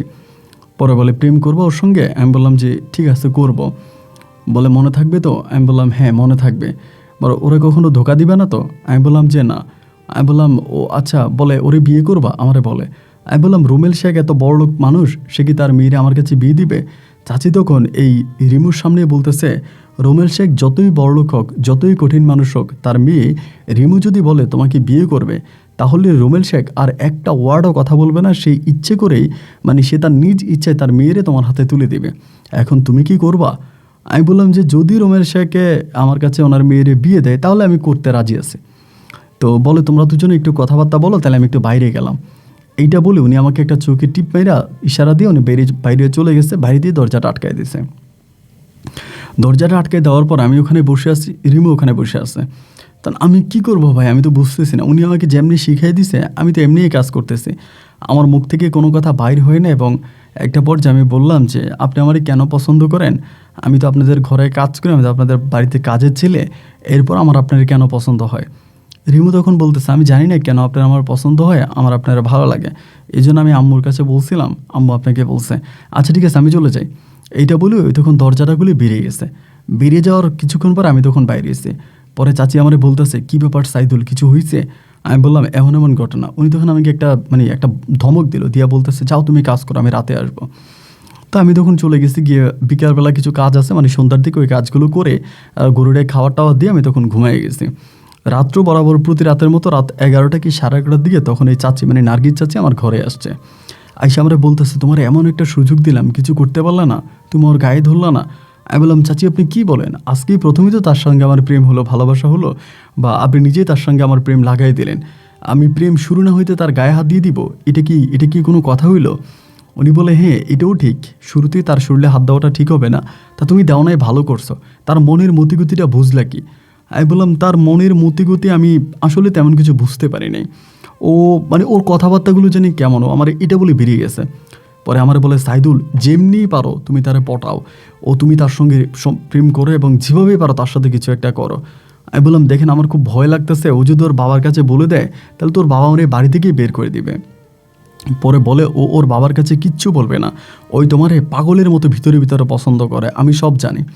তো ওই দিনও উনি আমার সঙ্গে রাত 3টা পর্যন্ত আমার রুমে ছিলেন, 3টার পর উনি চলে আসছে। এইভাবে উনি তখন এই রিমুর সঙ্গে আমাকে প্রেম লাগাই দিল। এমন করতে করতে প্রায় আমি 6 মাস ধরে রিমুর সঙ্গে প্রেমের সম্পর্কে ছিলাম। প্রেম বলতে কি, এই যে উনি আমাকে এক ঘরে রুমেরও ডাইকে আমার ডাইকে এক ঘরে আটকায় রাখতো কিছুক্ষণ, রিমা আমার সঙ্গে কথা বলতো, আমি কথা বলতাম। তবে এটা সত্যি যে রিমা আমাকে অনেক পছন্দ করতো, ওর কথাবার্তার ধরন, ও আমাকে মানে ভালোবাসার যে এগুলো মোটামুটি বেশ ভালোই লাগতো। ও আমারে খুব পছন্দ করতো, আমারে ভালোবাসতো, এটা আমি বুঝতে পারতাম। কিন্তু আমার ভিতরে না মানে কোনো কিছু মনে হতো না, মানে কোনো কিছু আমি বুঝতে পারতাম না যে ওই আমাকে খুব পছন্দ করে, এটা আমি বুঝতাম। এই করে সম্পর্কটা প্রায় 6 মাস পর্যন্ত গড়ায়। 6 মাস গড়ানোর পরে একদিনেই নার্গিস আছে আমারে বলতে আছে যে সাইদুল এবার শুরু হবে আসল খেলা, যেই সম্পর্কটা তুমি 6 মাস ধরে টিকিয়ে রাখছো, আমি আর এই সংসারটা করব না, মানে আমাকে বলতেছে আমি আর এই রোমান শেখের সংসারে থাকবো না, আমি তোমার সঙ্গে চলে যাব, আমি তোমাকে বিয়ে করব। তবে যাওয়ার আগে তুমি এই সংসারে এমন কিছু একটা করতে হবে যেটা করলে রোমেল শেখ মানুষের কাছে মুখ দেখাইতে পারবে না এবং তার মেয়েরও সমস্ত অহংকার নিচে নেমে যাবে। আমি আসলে ঠিক বুঝতে পারি না যে নার্গিস চাচি এগুলো আমাকে দিয়ে কেন করাইতেছে, আমার মাথায় তখনও কোনো কিছু আসছে না। উনি বলে তুমি রিমুকে বলবা, রিমুকে তুমি বিয়ে করতে চাও, রিমু যেন তার বাবার কাছে বলে তোমার প্রেমের বা তোমার প্রেমের বিষয়ে। আমি বললাম চাচি সর্বনাশ হয়ে যাবে যদি কোনোভাবে রোমেল শেখ জানতে পারে রিমুর সঙ্গে আমার কোনো প্রেমের সম্পর্ক আছে, রোমেল শেখ আমাকে ঘাড় ধাক্কা দিয়ে বাড়ি থেকে বের করে দিবে এবং আমাকে এই বাড়ির আশেপাশে আর আসতে দিবে না। চাচি আমি আপনার কাছে অনুরোধ করে বলে আপনি মেহেরবানি করে এমন কিছু করবেন না। উনি বলে আরে বোকা তুমি ভয় কেন পাইতেছ, আমি তো এই জায়গায় আছি, তোমার কিচ্ছু হবে না। আমি বললাম তাহলে আমি যদি এই রিমুকে বিয়ে করে ফেলে তাহলে আমার কিভাবে কী হবে, আমি তো রিমুকে বিয়ে করতে চাই না, আমি তো আপনার সঙ্গে সম্পর্ক আপনাকে বিয়ে করতে চাই। বলে তুমি আমারই পাইবা, তবে রিমুরে নিয়ে একটা গেমস খেলবা, তুমি একটা গেমস খেলবা যে গেমসে রিমুর বাবার সমস্ত অহংকার মাটির সঙ্গে মিশে যাবে আর রিমুরও এত অহংকার আর থাকবে না, তুমি আমার এই কথাটা রাখো। আমি বললাম যে কী হয়েছে, আসলে এখানে আরেকটা বিষয় আমি জানতে পারছি, নার্গিস চাচি কিন্তু তার এক দুঃসম্পর্কর ভাইয়ের ছেলের কাছে রিমুরে বিয়ে দিতে চাইছিল। রিমুও রাজি হয় নাই, রিমুর বাবাও রাজি হয় নাই এবং তাকে অনেক অপমান করছে যে সেই ঘরটা আনছে পরে। তো এমন করতে করতে একটা সময় আমি রিমুরে নিজেই বললাম যে রিমু আমি তো তোমার পছন্দ করি, আমাদের আজকে অনেক মাস সম্পর্ক, এখন আমরা তো বিয়ে করব, তুমি তোমার আব্বার কাছে বলো। ও আমারে বলে আমি আমার আব্বার কাছে বলবো, আপনি বলেন। আমি বললাম না আমি তোমার আব্বার কাছে বলবো, তোমার আব্বা আমাকে মেরিয়ে বাড়ি থেকে বের করে দিবে, তো আমি কীভাবে বলবো। এই কথাবার্তার মাঝেই তখন নার্গিস চাচি দৌড়ে আসছে, কোত্থেকে জানে এসব বলতেছে কী কথা হইতেছে। আমি বললাম চাচি এমন এমন কথা, এখন তো আমাদের সম্পর্কটা একটা পূর্ণতা আনতে হবে, আমি তোরে বলছি আমার বাবার কাছে বলার জন্য। চাচি তখন বলতেছে কী ব্যাপার রিমু, ওই তো ঠিকই বলছে, ওই তোদের বাড়িতে কাজ করে, ও যদি তোর বাবার কাছে গিয়া বলে তাহলে কি ওরে তো মাইরে ফেলবে, তোদের মাঝে কোনো প্রেম ভালোবাসা আছে এটাও বলার দরকার নাই, তুই শুধু তোর বাবারে গিয়া বল যে তুই সাইদুলকে পছন্দ করো, সাইদুলকে বিয়ে করতে চাস। রিমু বলে আব্বা কিটা কখনো মানবে, আব্বা তো কখনো মানবে না। তো এরপরে নার্গিস চাচি বলতেছে মানবে, যদি না মানে তাহলে আমি আছি, আমি যেমনি পারি মানাবো, আমি সঙ্গে আছি, তুই ভয় পাইস না, তুই কালকে বলিস, কালকে দুপুরবেলা তুই বলিস। তো এরপরে আমি জানি না এই ঘটনার এর পরের দিন দুপুরবেলায় আমার মনে হয়েছে রিমু মনে ওর বাবার কাছে বলছে এবং নার্গিস চাচি মনে হয় সাপোর্ট দিছে, এরকম কিছু একটা হতে পারে। পরের দিন হলো কি রোমেল শেখের মুখের দিকে তাকানো যায় না, উনি এমনি মাঝে মাঝে বিকেলবেলা আমার সঙ্গে দেখা করতো, পুকুর ঘাটা এসে বড়শি বাইতো, মাছ ধরতো বা গরু দুধ দেখে কিনে এটা এসে দেখতো বা গরুটারে দেখা যাইতো, আমার সঙ্গে মাঝে মাঝে বাগানে হাঁটাচলা করতো। বাট ওই দিনের পর থেকে উনি আর আমার সঙ্গে কথা বলে না, আমাকে দেখলে মুখ কালো করে থাকে, আরেক দিকে তাকায় থাকে, মানে কেমন জানি ওনার ভিতরে একটা ভাবসাব এবং তাদের পারিবারিক মাঝে যে অনেক ঝগড়া ঝাঁটি ঝামেলা হচ্ছে এগুলো কিন্তু আমি বুঝতেছি যে খুব ঝামেলা হইতেছে। তারা ছেলে মেয়ে মানে ওনার মেয়ের সঙ্গে ওনার ওয়াইফের খুব একটা ঝামেলা চলতেছে। তখন আমি কোনো কিছু বললাম না যে ঠিক আছে দেখা যাক না কি হয়, আমি ওই দেখা যাকের মধ্যেই পড়ে আছি। এই ঘটনার প্রায় 2 থেকে 3 দিন পরে একদিন রোমেল শেখ আমরা তার ঘরে ডাকছে, তখন প্রায় আপনার দুপুরের দিকে, দুপুরে খাওয়া দাওয়ার পরে ডাকার পর আমি তার ঘরের মধ্যে বসার পরে সে আমরা যখন ডাক দিতে পাই তখনই ধরেন আমার কলিজার তলে চিপ মারছে, আমি জানি যে আমারে না এমন কিছু একটা জিজ্ঞেস করবে। পরে আমারে বলতেছে যে সাইদুল তুমি তো আমার বাড়িতে আজকে বহু বছর ধরে কাজ করো, তোমার সঙ্গে আমার পারিবারিক সম্পর্ক বেশ ভালো। আমি তোমার একটা কথা জিজ্ঞেস করবো, তুমি সত্যি করে উত্তর দিবা, তুমি বসো। আমি তখন দাঁড়ায় আছি। পরে উনি বলার পর আমি বলতেছি আমি বসবো না কাকা, আমি দাঁড়ায় আছি, আপনি আমারে বলেন। পরে বলে তুমি বসো, সমস্যা নাই, বসো। জোরাজোরি করার পরে পরে আমি বসছি। উনি আমারে বলে যে তুমি আমার মেয়েরে পছন্দ করো, এমনি কথা আমার জিজ্ঞেস করছে। আমি তখন নিচের দিকে তাকাচ্ছি, আমি হানা কোনো কিছু বলি না। উনি বলে কী ব্যাপার সাইদুল, তোমার একটা প্রশ্ন করলাম, উত্তর দাও, তুমি কি আমার মেয়েরে পছন্দ করো? আমি তখন বললাম যে কাকা আপনি এটা কী বলেন, আমি আপনার বাড়িতে কাজ করি, হিসাব করতে গেলে আমি আপনার ঘরে কাজের ছেলে, তা আমি কাজের ছেলে হয়ে মালিকের মেয়েরে কেমনে পছন্দ করি? উনি বলে আমার মেয়ে যদি তোমার বিয়ে করতে চাই, তুমি কি আমার মেয়েরই বিয়ে করবা? আমি বললাম আপনার মেয়ে যদি আমার বিয়ে করতে চায় তাহলে আমি করব। উনি বলে করবা? আমি বললাম যদি আপনি দেন করব। পরে বলে করলে কিন্তু শর্ত আছে। আমি বললাম শর্ত কী শর্ত? উনি বলে প্রথম শর্ত হচ্ছে আমি কিন্তু আমার মেয়েরে ঘর জামাই বিয়ে দেবো। তুমি যদি আমার মেয়েরে বিয়ে করো, আমার বাড়িতে তোমাকে ঘর জামাই থাকা লাগবে। তুমি কি ঘর জামাই থাকতে পারবা? আমি বললাম যদি থাকা লাগে তাহলে থাকবো। এগুলো আমি বলতেছি, এবং এই যে কথাগুলো আমি যেগুলো কেমনি বলতেছি আমি নিজেও বুঝতেছি না। উনি বলে ঠিক আছে তুমি যাও, আমি কালকে তোমার নিয়ে তোমাদের বাড়িতে যাবো, তোমার বাবার সঙ্গে কথা বলবো। এটা বলার পর আমি চলে আসছি। উনি আবার বলে দিছে এই কথা কিন্তু কাউকে জানাইতে পারবে না, আশেপাশে অত্র এলাকার কোনো লোক জানে এই ঘটনা না জানে। আমি আচ্ছা ঠিক আছে, কেউ জানবে না। ঘর থেকে বেরোয়ার পরে চাচি তখন আমাকে আলাদা ডাক দিছে, ডাক দিয়ে বলতেছে সাইদুল কী বললো? আমি বললাম এমনি এমনি বলছে, আমি রাজি হয়েছি। উনি বলে হ্যাঁ তুমি রাজি হয়েছো ভালো কথা, আগামী দিন যখন তোমাদের বাড়িতে যাবে তুমি একটা শর্ত দিবা। আমি বললাম শর্ত? আমি রুমেল শেখরে শর্ত দিব? বলে হ্যাঁ একটা শর্ত দিবা, আর শর্তে তুমি বলবা যে আমি আপনার মেয়েরই বিয়ে করব, আমি আপনার বাড়িতে ঘর জামাই থাকবো, তা সব কিছুই ঠিক আছে, কিন্তু এখানে একটা কথা আছে। কথা হচ্ছে আপনার মেয়ের সঙ্গে আমার বাসর হবে আমাদের বাড়িতে। আমি তারে বিয়ে করে সবার মতো করে আমার বউরে আমি আমার বাড়িতে নিয়ে যাব, আমার ঘরে বাসর হবে, আমার ঘরে কয়েকদিন থাকবে, এরপর আমি তারে নিয়ে আপনার বাড়িতে এসে আমি কন্টিনিউসলি আপনার বাড়িতে থাকবো। আমি বললাম চাচি এটা কেন? বলে ঘটনা আছে, তুমি এটাই করতে হবে, আমার কথা শোনো। আমি বললাম যে দেখেন আমি তো আপনারই পছন্দ করি, আমি তোর বিয়ে করতে চাই না, আপনি কেন আমাকে ওকে বিয়ে করাচ্ছেন? বলে সব তুমি বুঝতে পারবা, আমি যা বলি তুমি তাই করো, তুমি আমার পছন্দ করো? আমি বললাম করি। আমার বিয়ে করো? করবো। বলে যদি আমাকে বিয়ে করো আর আমারে পছন্দ করো তাহলে আমি যেমনি বলতেছি তুমি এমনি কাজ করো, এমনি কাজ করলে সাপও মরবে লাঠিও ঠিক থাকবে, প্লিজ আমার কথা শোনো। আমি বললাম আচ্ছা ঠিক আছে সমস্যা নেই, আপনি বলেন। এর পরের দিন তখন এই রোমেল শেখ আমাকে নিয়ে আমাদের বাড়িতে গেছে। বাড়িতে যাওয়ার পরে আমার আব্বার সঙ্গে তিনি তখন কথাবার্তা বলছে। আমার আব্বা তো শুই না মহা খুশি, মহা আনন্দিত, এবং আব্বার সঙ্গে তখন তার বিয়ের দিন তারিখ ঠিক হয়ে গেছে।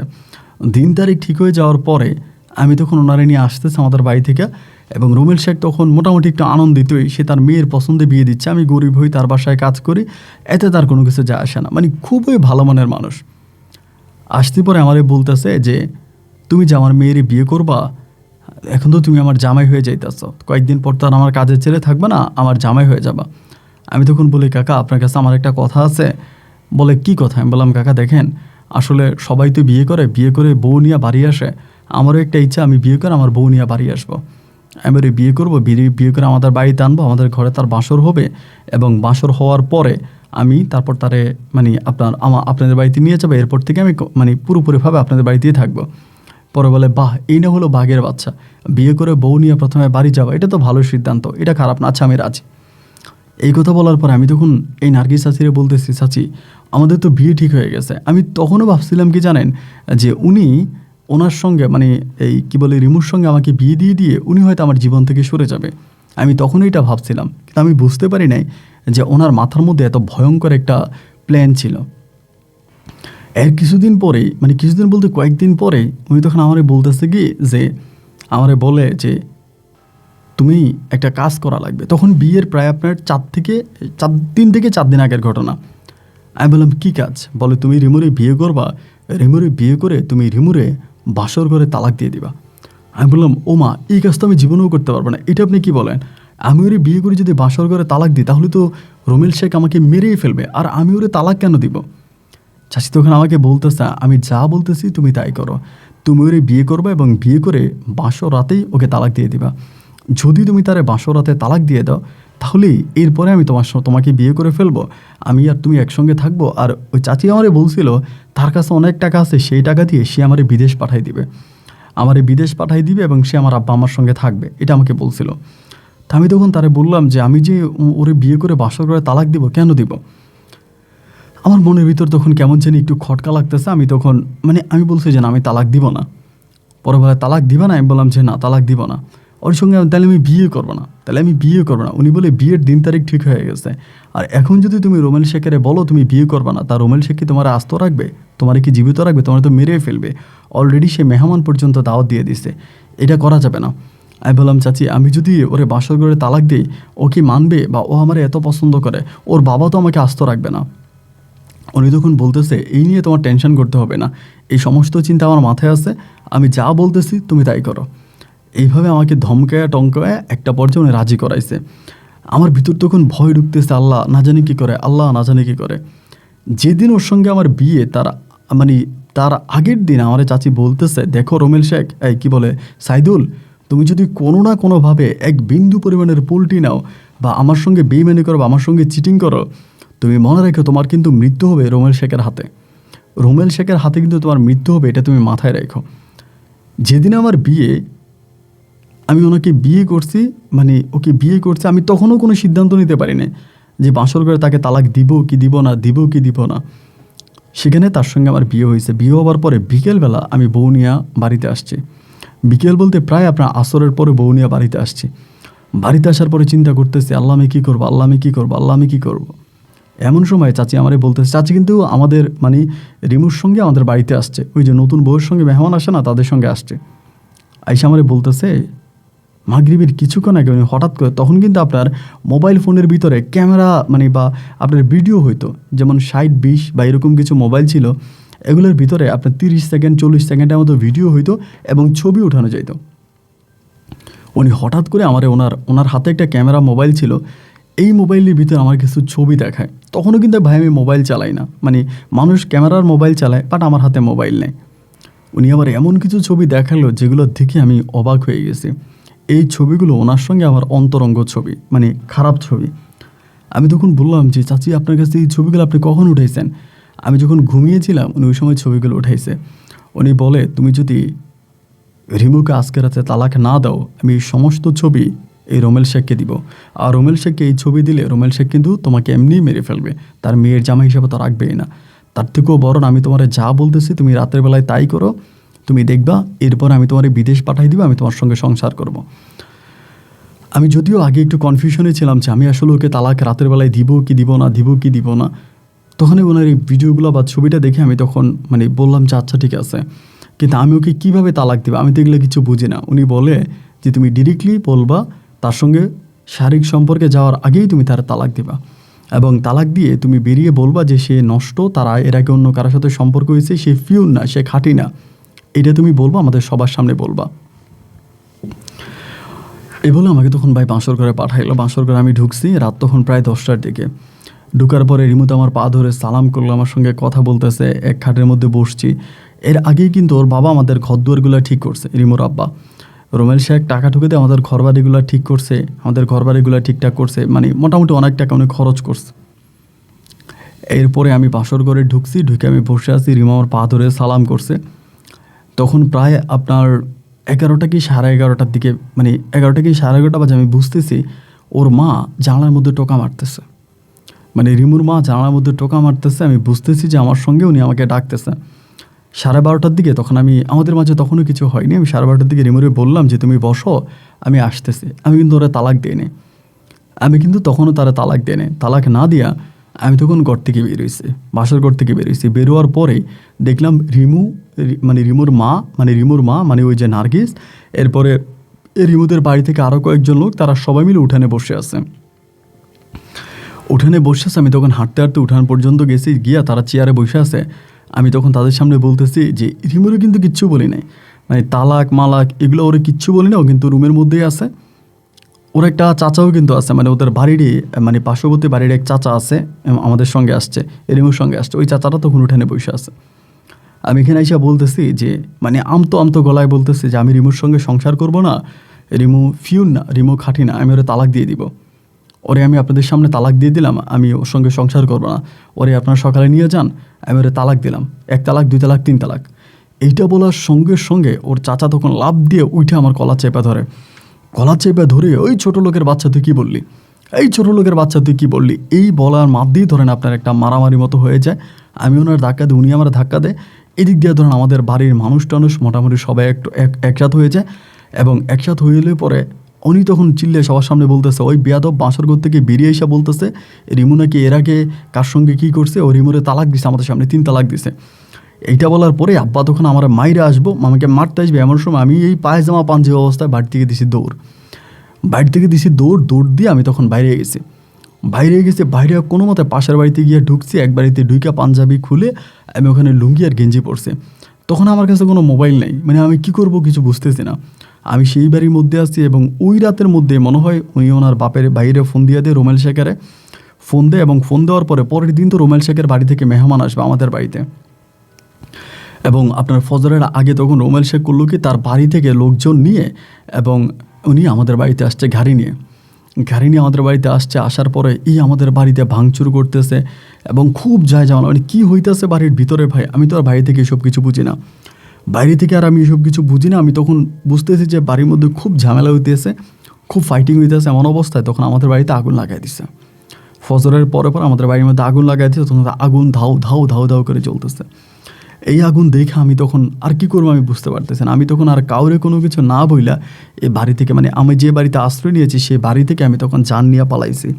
ওরা শুধু চিৎকার দিয়ে বলতেছে যে সাইদুল কোথায়, সাইদুলে বের করে আনেন, আগে সাইদুল কোথায়, সাইদুলে বের করে আনেন, আমরা সাইদুলটা একটু দেখি। মানে শুধু আমারে বের করার জন্য, আমি শুধু ওদের সামনে যাওয়ার জন্য। তখন আমি কোনো রকম করলাম কি, ওইখান থেকে জানটা নিয়ে, আমার জান নিয়ে আমি তখন এই জায়গা থেকে পালাইছি। এই জায়গা থেকে পালাইয়া পরে চলে গেছি বলতে, আমি আমার এক আত্মীয়র বাড়ি আছে অনেক দূরে আমাদের গ্রাম থেকে, সেই বাড়িতে বিকালবেলা গিয়ে সেই বাড়িতে আমি পড়ে আসি। মানে ওইখানে কয়েকদিন ছিলাম, ওইখানে থাইকা আমি তখন বরিশাল সদরে চলে যাই। সদরে গিয়ে সেখানে আমি তখন হাইট একটা কাজ জোগাড় করি, একটা হোটেলে কাজ জোগাড় করি, ওই হোটেলে কাজ করতেছি। তখন আমি আর কোনো রকমের সেই বাড়ির কারোর সঙ্গে যোগাযোগ রাখি না, আমার আব্বা আম্মার সঙ্গে যোগাযোগ রাখি নাই, কারোর সঙ্গেই কোনো যোগাযোগ নাই। তখন আমার কাছে কোনো মোবাইলও নাই, কারো কোনো নাম্বারও নাই যে আমি কারোর সঙ্গে যোগাযোগ করবো বা কারোর সঙ্গে কথাবার্তা বলবো। মানে কারোর সঙ্গে আমার কোনো যোগাযোগ নাই, কোনো কথাবার্তা নাই, কোনো কিছু নাই। এই ঘটনার প্রায় আপনার 3 থেকে 4 মাস পরে, আমি তখন খুবই গোপনে ওই নার্গিস চাচির যে বাড়ি আছে তার বাপের বাড়িতে গেছিলাম। তার বাপের বাড়িতে তার যে ভাবি আছে, যে ভাবির ঘরে আমি এক রাত যাপন করছি। প্রথম নার্গিস আক্তার আমার সঙ্গে ছিল, সেই বাড়িতে গেছি সেই ভাবির কাছে। ভাবির জামাই আবার দুবাইতে থাকে, উনি একাই থাকে ঘরে। তখন ওই ভাবি করছে কি, নার্গিস আক্তারে ডাইকে দিছে। নার্গিস চাচি নাকি ওই ওনার বাপের বাড়িতে আছে। ডাইকে দেওয়ার পরে উনি আমারে বলে, তুই কোত্থেকে আসছিস? আমারে বলতেছে, তুই কোথায় গেছিলি? আমি বললাম, আমি তো পালাইছি। উনি বলে, তুই কি ইয়েরে তালাক দেস নাই, এই কি বলে এই রিমুরে তালাক দেস নাই? আমি বললাম যে না, আমি তো রিমুর তালাক দেওয়ার সাহস পাই না, আমি বেরিয়ে সেটা বলছি।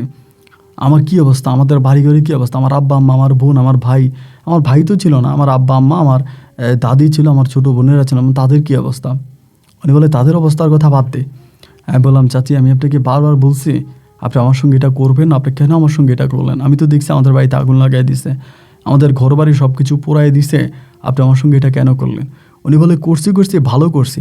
ওই বাপ মাইয়ার অহংকারে সেই এলাকাতে থাকা যায় না, ওদের অহংকার তোমার দিয়ে কিছুটা নিচে নামাইছি। আমি বললাম, আপনি কি এখানে বেড়াইতে আসছেন? উনি বলে, না বেড়াইতে আসি না, একেবারে চলে আসছি। আমি বললাম, কি বলেন, একেবারে চলে আসছেন? বলে, হ্যাঁ একেবারেই চলে আসছি। ওই অসভ্যদের সংসার করবো নাকি, ওখানে থাকবো নাকি? আমি চলে আসছি, ওই ভুইরারে ছাইরে দিয়ে আমি চলে আসছি। ভুইরার কাছে আমি কী পাবো? ভুইরা তার জায়গায় সম্পত্তিও মেয়েরে দিয়ে রাখছে, টাকাটুকুও মেয়েরে দিয়ে রাখছে, আমার তো কিছু দেয় না, আমি তার সঙ্গে থাকবো কেন? আমি বললাম যে আপনি আমাকে ব্ল্যাকমেল করলেন, আপনি আটকে এই ধরনের কাজ করলেন। উনি বলে, আমি কিচ্ছু করি নাই, এগুলো তোমার ভুল ধারণা, তুমি যা করছো যেটা করছো ঠিক করছো, ওই বেয়াদবদের জন্য এটাই করা উচিত ছিল। আমি বললাম, চাচি আমার খুব ভয় লাগতেছে, আমার আব্বা আম্মার কাছে যেতে ইচ্ছে করতেছে, আমি কি আমার আব্বা আম্মার কাছে একটু যাইতে পারবো? উনি বলে, না, এখন তোমার আব্বা আম্মার কাছে যাইও না, আর এখন তোমার আব্বা আম্মার অবস্থাও বেশি একটা সুবিধার না, তুমি আল্লাহ বিল্লাহ করো, তুমি একটা কাজ করো, তুমি আমাদের বাড়িতে থাকো, যাইবা আমাদের বাড়িতে? আমি বললাম যে না, আমি তো সদরে একটা চাকরি করি, ওখানে একটা চাকরি করতেছি। পরে বলো, কোন জায়গায়? আমি তখন আমার হোটেলের ঠিকানা দিয়ে আসার পরে উনি বলে, তুমি কি আমার সঙ্গে ঢাকায় যাইবা? আমি ঢাকায় যাব, ঢাকায় আমার একটা বোনের বাসা আছে, আমার বোনের বাসায় যাব, আর ঢাকাতে আরও ভালো ভালো চাকরি আছে, আমার সঙ্গে যাইবা? পরে আমি বললাম যে আপনি যদি নিয়ে যান তাহলে যাব, কিন্তু আপনারা বলছেন আমার বিয়ে করবেন। আমি কিন্তু ভাই মন থেকে ওই নার্গিসটাকে পছন্দ করছিলাম। উনি বয়স্ক হতে পারে, উনি বুড়ি হতে পারে, উনি যাই হোক না কেন, কিন্তু তারপরও আমার মনের ভিতরে তার জন্য এক অন্যরকম ভালোবাসা ছিল। আমি কখনোই তারা খারাপ দেখি নাই। পরে উনি আমারে বলে তুমি কি যাবা? আমি বললাম যে জি ঠিক আছে আমি যাব। পরে এই নার্গিস আক্তারের সঙ্গে আমি তখন ঢাকায় রওনা দিলাম। 2 দিন থাকলাম ওই ভাবির ঘরে, এবং ভাবির ঘরে 2 দিন থেকে তখন নার্গিস আক্তারের সঙ্গে ঢাকায় রওনা দিছে। ঢাকায় রওনা দেওয়ার পরে উনি তখন ওনার ওই বোনের বাসায় গিয়ে উঠছে। আমারে বলে আমি আমার বোনের বাসায় উঠবো, কিন্তু আমরা স্বামী স্ত্রীই বলবো, তুমি কিন্তু বলবো তুমি আমার বিয়ে করছো। আমি বললাম আপনার ওই বান্ধবী কি জানে যে আমি আপনাকে বিয়ে করছি? বলে হ্যাঁ জানে, সমস্যা নেই। আমরা কিন্তু কোনো বিয়ে করি নাই। এরপরও সেই ঘরের ভিতর আমরা স্বামী স্ত্রীর পরিচয়ে উঠলাম, একটা রুমের ভিতরে একসঙ্গে থাকলাম। এরকম করতে করতে তার ওই বান্ধবীর জামাই যে কারখানায় চাকরি করে, একটা ফ্যাক্টরিতে চাকরি করে, আমাকে তখন সেই ফ্যাক্টরিতে চাকরি দিছে। আমি তখন সেই ফ্যাক্টরিতে চাকরি করতেছি, বেতন পাইতেছি। এভাবে প্রায় 1-1.5 মাসের মতো ওই বাসায় আমরা ছিলাম। তখন পর্যন্ত কিন্তু তার সঙ্গে আমার বিয়ে হয়নি, কিন্তু আমরা একসঙ্গে থাকি। 1-1.5 মাস পরে তখন সে বলতেছে সে আমাকে বিয়ে করবে। এই 1-1.5 মাস একসঙ্গে থাকার পরে একটা হুজুর ডেকে যায়, সে আমার নিয়ে কলমা পড়ে, কোনো কাবিন করে না, কলমা পড়ে সে আমার সঙ্গে থাকতেছে। কলমা পড়ার পরে তখন সে বলতেছে আমার বান্ধবীর বাসায় থাকাটা তো অনেক কঠিন, তার ছেলে মেয়ে আছে, তার জামাই আছে, আমরা একটা আলাদা বাসা নিব।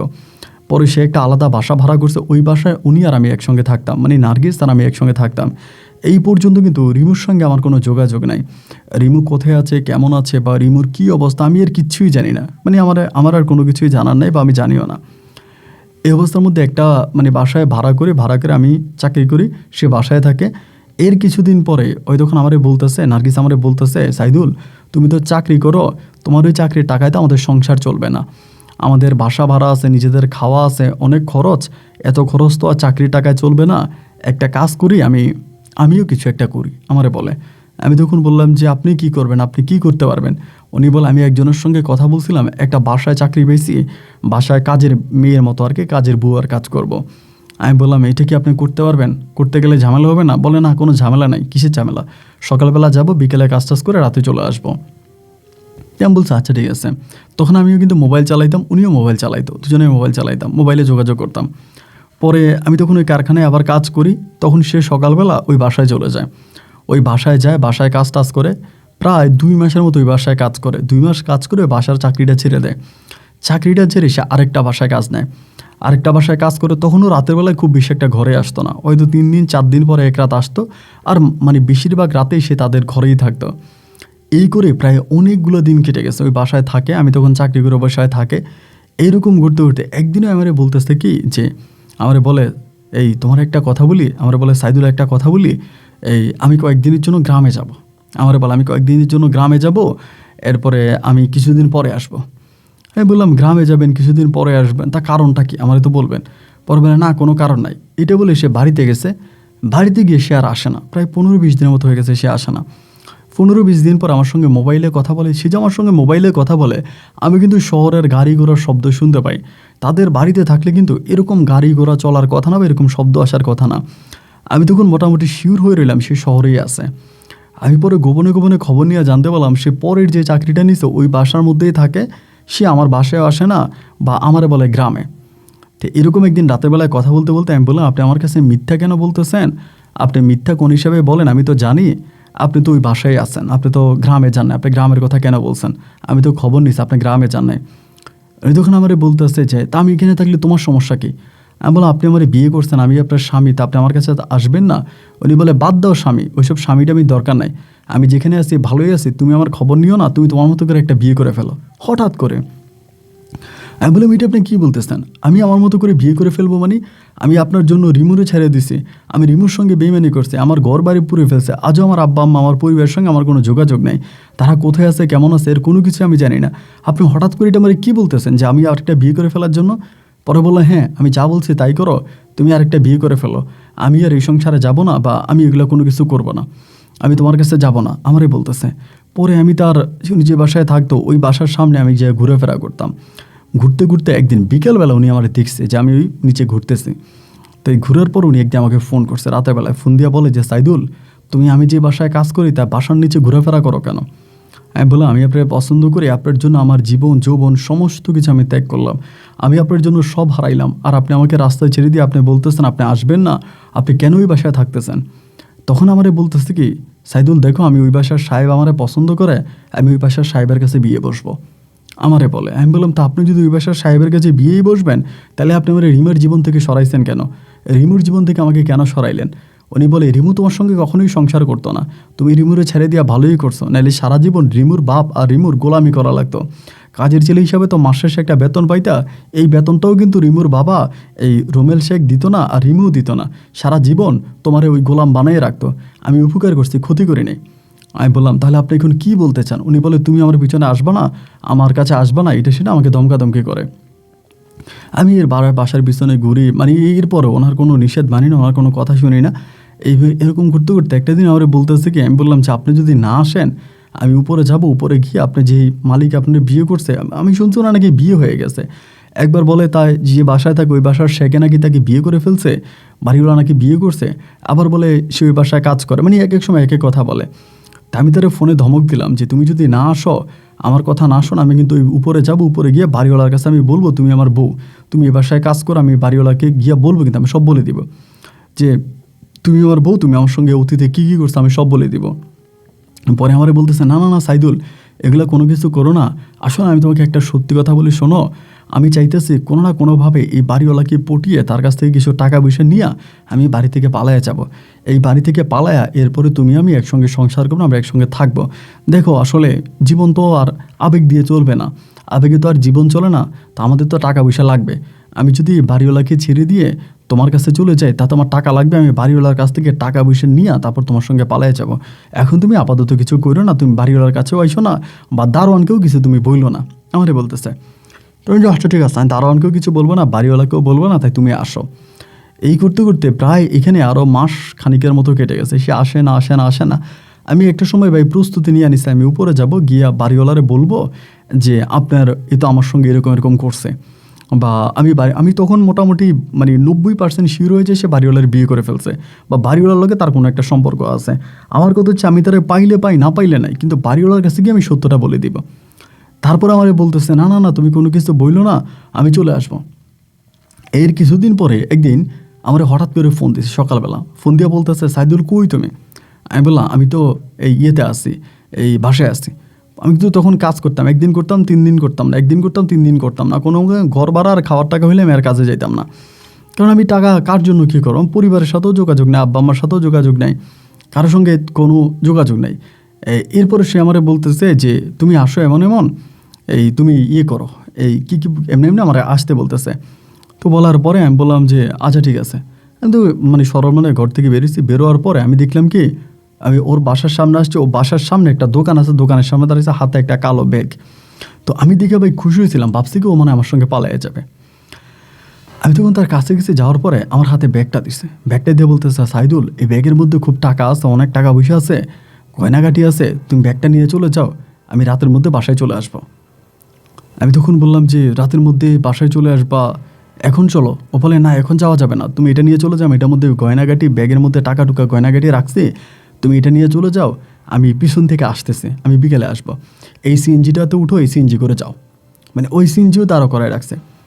পরে আমি ওর কাছ থেকে ব্যাগটা নিলাম, ব্যাগটা বেশ ভারী ছিল, আমার ওই সিএনজির মধ্যে উঠেছে। সিএনজি ড্রাইভারে বলতেছে যেখানে বলে সেখানে যান। তাই আমি বললাম এখান থেকে তো আমি রিক্সা দিয়েও আমার বাসায় যাইতে পারি, সিএনজি লাগবে কেন? ও বলে না তুমি সিএনজি নিয়ে যাও, কারণ রিক্সা নিয়ে গেলে অনেক সময় লেগে যাবে, আর এর মধ্যে টাকা টুকা আছে, রিক্স আছে, টাকা চুরি হইতে পারে বা চিন্তাকারী ধরতে পারে, তুমি সিএনজি নিয়ে যাও। এই সিএনজিটা মনে করেন টান দিয়া এই 3 রাস্তার মোড় পর্যন্ত গেছে, ওই মোড়ের মধ্যে পুলিশ আমাকে সিগন্যাল দিছে। দেওয়ার পরে আমার কাছে আমি পুলিশের সিগন্যাল দেওয়ার পরে আমার কাছে কেমন জানি একটা ঘটকা লেগেছে, কারণ মোড়ের এই জায়গার মধ্যে আমি জীবনে কখনো পুলিশ দেখি নাই। আর সিএনজি ড্রাইভারটাও সরাসরি পুলিশের সামনে গিয়ে দাঁড়ায় গেছে, মনে হয় যেন সিএনজি ড্রাইভারের সাথে পুলিশের কোনো কথোপকথন আছে। ওইখানে নিয়ে যাওয়ার পরে পুলিশ বলতেছে বেরিয়ে আসো। আমি বেরিয়ে আসছি, পরে বলে ব্যাগটা কেন? বললাম ব্যাগে গিয়েছে, খোলো। আমি তখন ব্যাগ খুলতেছি না, পুলিশ তখন বলে কি ব্যাগের চেনটা খুলতেছে, আমি তো জানি এর মধ্যে টাকা পয়সা। ব্যাগটা খোলার সঙ্গে সঙ্গে দেখলাম কি ভাই, এটার ভিতরে সব মাদক, কোনো টাকা নাই, কোনো পয়সা নাই, সবই হচ্ছে নেশা জাতীয় জিনিস এবং একটা অস্ত্রও আছে। এগুলো দেখে আমার বলতেছে তুমি এগুলো কই নিয়ে যাচ্ছ? আমি তখন আর কোনো জবাব দিতে পারলাম না। এর ভিতরে আমাকে তখন পুলিশে হ্যান্ডকাপ পরাই ফেলে। হ্যান্ডকাপ পরে আমার এই ব্যাগটা নিয়ে যায়, ব্যাগটা নিয়ে আমাকে তখন থানায় নিয়ে যায়। থানায় নিয়ে আমাকে মায়ের কোনো কথা নাই, হাই রে মারা, মানে আমাকে জন্মের মতো পিটাইছে, আমাকে ওইখানে মারছে, মাইরা টাইরা খুবভাবে মারছে। মাইরা সেখান থেকে আমাকে তখন জেল হাজতে পাঠিয়ে দেয়। আমি সেখানে যাই, যাওয়ার পরে আমাকে আমার পরিবারের ঠিকানা চাইতেছে। আমি কোনো রকমের কোনো পরিবারের সাথে যোগাযোগ করতে পারি না। তো অনেক দিন ধরে সেই জেলে আমি প্রায় 4 মাসের মতো থাকি। 4 মাস পরে সেখানকার একজন আপনার পুলিশের যে পাহারাদার আছে, ইনার সঙ্গে আমার একটা ভালো সম্পর্ক, যার বাড়ি বরিশালে ছিল। তো উনি আবার এখানে ডিউটিতে আছে। উনি বলে আমি তারা আমার বাড়ির ফুল ঠিকানা বা আমার যে জীবনের ইতিহাসটা ওনার কাছে একটু একটু বলছে। উনি পাহারাদারে চাকরি করতে হতো, ওনার সঙ্গে আমার কথাবার্তা হতো, ওনাকে আমি বলছি এই পুলিশটা কেমনে কেমনে করেছেন, আমার পরিবারের খবর পাঠাইছে যে আমি এই জায়গায় আছি। বহুদিন পরে আমার বাবা আর আমার যে ছোট বোন আছে সে আমারে দেখতে আসে। এই জেলা যদি আমাকে দেখে, দেখার পরে আমি আমার আব্বারে বলছি, আব্বা আমারে সম্পূর্ণ ফাঁসাইছে ওই নার্গিস। আমি আব্বার কাছে ওই দিন সব সত্য কথা বলছে, ওই আমার এমনি এমনি এমনি এমনি আমারে ফাঁসাইছে, আজকে ওই আমার এমনি এমনি জেলে দিছে। আব্বা আমার কোনো দোষ নাই। আমার আব্বা বলে নার্গিস যা করছে তা নাকি নার্গিসের কারণে শেষ পর্যন্ত রিমুর যে আব্বু রুমেল শেখ, সে নাকি হার্ট অ্যাটাক করে। এখনও রুমেল শেখ হার্ট অ্যাটাক করা অবস্থায় আছে। তার মেয়ে রিমু, তারা নাকি আমাদের ঘর বাড়ি সব পোড়াই দিছে, আমাদেরকে বাড়ি থেকে বের করে দিছে। আমার আব্বা আম্মা নাকি আমার বোনকে, আমার আব্বা আম্মা আর আমার বোন দুইটার তখনও বিয়ে হয় নাই, তাদের বিয়ের বয়স তো শেষ, তাদের বিয়ে হয় নাই। আমার আব্বা নাকি তাদেরকে নিয়ে ভাড়া থাকে এবং আব্বা নাকি রিক্সা চালায় শহরে। তাই আমার আব্বা বলে আমি কয়েক মাস ধরে আবার বাড়িতে গেছি, ঘরটর বানাইছি। ওই রুমেল শেখের মেয়ে তার বাবারে বলছে কোনো ঝামেলা না করার জন্য। এখন আমি ওই বাড়িতে আছি, কিন্তু আমি রিক্সা চালাই, আমি আগের মতো কৃষিকাজ করি না। তাই আমার আব্বা বলতেছে আমি গ্রামবাসীর কাছে টাকা চাই, আর যেমনে পারে টাকা টুকা নিয়ে উকিল ধরে আমি তোরে বের করে আনবো, তুই চিন্তা করিস না, আমি যেভাবেই পারি তোরে বের করে আনবো। এরপরে আমার আব্বা টাকার সন্ধানে বেরিয়ে গেছে। আমি প্রায় বহু মাস ধরে আমি জেলে ছিলাম। আমার আব্বা টাকার সন্ধানে বেরিয়ে গেছে। বেরিয়ে আমার আব্বা যাওয়ার 3 মাস পরে, আনুমানিক প্রায় 3 থেকে 4 মাস পরে, আমার আব্বা তখন উকিল ধরে টাকা টুকা ম্যানেজ করে আমাকে জেল থেকে বের করে আনে। তো জেল থেকে বের করে আনার পরে আমার আব্বা আমারে নিয়ে বসে, বাড়িতে নিয়ে যায়। বাড়িতে নিয়ে আমাকে নিয়ে বসে, আব্বা বসে ঠান্ডা মাথায় আমারে বলতেছে, আমি যে বাড়িতে ঢুকছে আমার খুব ভয় লাগতেছিল যে রুমেল শেখের লোক এসে আমার বাড়িঘর ভাঙছে, আমাকে মেরে ফেলে কিনা। আমার আব্বা ঘরের ভিতরে ঢুকে আমারে বলতেছে, তোর যে আমি জেল থেকে বের করে আনছি, টাকা কই পাইছি জানোস? আমি বললাম কই পাইছেন? আমার আব্বা বলে টাকা তোরে রিমু দিছে। আমি বললাম রিমু দিছে? আব্বা এটা আপনি কী বলতেছেন? আব্বা বলে এই সম্পূর্ণ টাকা তোরে রিমু দিছে। আমি গ্রামের অনেক মানুষের কাছে টাকা চাইছি, কেউ আমার টাকা দেয় নাই। শেষ পর্যন্ত একদিন রাতের বেলায় রিমু আমাদের ঘরে আসছে, আইসা আমারে বলতেছে যে সাইদুল জেলে কীভাবে গেল। আমি তখন রিমুর কাছে সব সত্য কথা বলছি যে তোমার সৎমা এগুলো করছে, তুই আমার ওই দিন জেলে যা বলছিলি তার সব কিছু আমি রিমুর কাছে খুলে বলি, এবং খুলে বলার পরে রিমু তখন আমার টাকা দেয়। এই টাকা দিয়ে আমি তোরে ছুটে আনি। কিন্তু বাজান রে, রিমু মেয়েটা মনে হয় তোরা এখনও পছন্দ করে।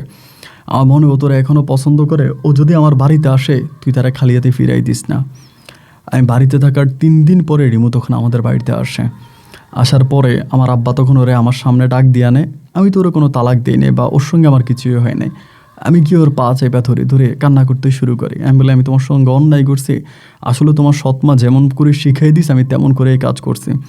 ও বলে আমি আসলে আমি পরে বুঝতে পারছি, আগে বুঝতে পারি নাই, এই সৎমা আমার আব্বার জীবনটা শেষ করছে, আমার জীবনটা শেষ করছে। আমি নিজে, আমার আব্বা বিয়ে করতে চায় না, আমি জোর করে, আমি নিজে পছন্দ করে এই নার্গিসটা আমার আব্বার বউ বানায় আনি। কিন্তু সে যে এটা করবে আমি কল্পনাও করতে পারি নাই। রিমু তখন তার আত্মীয় স্বজনদেরকে জানায় সে আমাকে আবারও বিয়ে করতে চায়। আলহামদুলিল্লাহ পারিবারিকভাবে অনুষ্ঠান করে আমি রিমুকে আবারও বিয়ে করি। রিমুকে বিয়ে করার পরে আমি যখন এই নার্গিসের খবর নিয়েছিলাম, জানতে পারছি যে বাসায় নার্গিস যে বাড়িওয়ালার সঙ্গে থাকতো, সে বাড়িওয়ালার বউ বাচ্চা সবাই বিদেশ থাকতো, এবং এই বিদেশে থাকার সুযোগ নিয়ে বাড়িওয়ালার সঙ্গে সে থাকতো, বাড়িওয়ালাও তাকে ব্যবহার করছে। এক সময় সেই বাড়িওয়ালার ছেলে মেয়ে বিদেশ থেকে আসছে, আইসা ওরে মাইরা ধাক্কায় ঘর থেকে বের করে দিছে। এরপরে রিমু আমাকে নার্গিসকে বের করে দিছে। নার্গিস আমাকে এরপর অনেক ফোন দিয়েছিল, অনেক কথা বলার চেষ্টা করছে, আমি তার সঙ্গে কথাবার্তা বলিনি। আল্লাহর অশেষ রহমতে আমার এখন 2 মেয়ে 1 ছেলে। আমি আমার বউ রিমু আক্তারকে নিয়ে বেশ ভালো আছি। আমাদের সংসারে এখন অনেক সুখ। আপন ভাই, আপনার গল্পগুলো মাঝে মাঝে আমি রাতের বেলায় শুনে আমার ভালো লাগে। সেখান থেকে আমার জীবনে ঘটে যাওয়া ঘটনাগুলো আপনার সঙ্গে শেয়ার করলাম। চাইলে আপনি আমার গল্পগুলো রেকর্ড করতে পারেন, কিন্তু আমার নাম ঠিকানা এই সমস্ত কিছু হাইড করে আপনি বলবেন। ভালো থাকবেন, আল্লাহ হাফেজ। একটা কথা আছে যে যদি থাকে নসিবে, কোনো না কোনোভাবে এটা ঘুরে আপনার জীবনে আসিবে। এটাকে কেউ ঠকাতে পারবে না, কেউ নিয়ে যেতে পারবে না। আমরা মাঝে, মাঝে আমাদের ভালোবাসার মানুষকে পাওয়ার জন্য যুদ্ধ ঘোষণা করি যে পৃথিবীর সব একদিকে, আমার ভালোবাসার মানুষ একদিকে, তাকে আমার পেতেই হবে। কিন্তু আমরা ভুলে যাই যে সৃষ্টিকর্তা জন্ম, মৃত্যু আর বিয়ে সে স্পষ্টভাবে লিখে দিয়েছে। কার সঙ্গে কার মিল হবে, কখন তার জন্ম হবে, কখন তার মৃত্যু হবে, সবই সৃষ্টিকর্তার হাতে।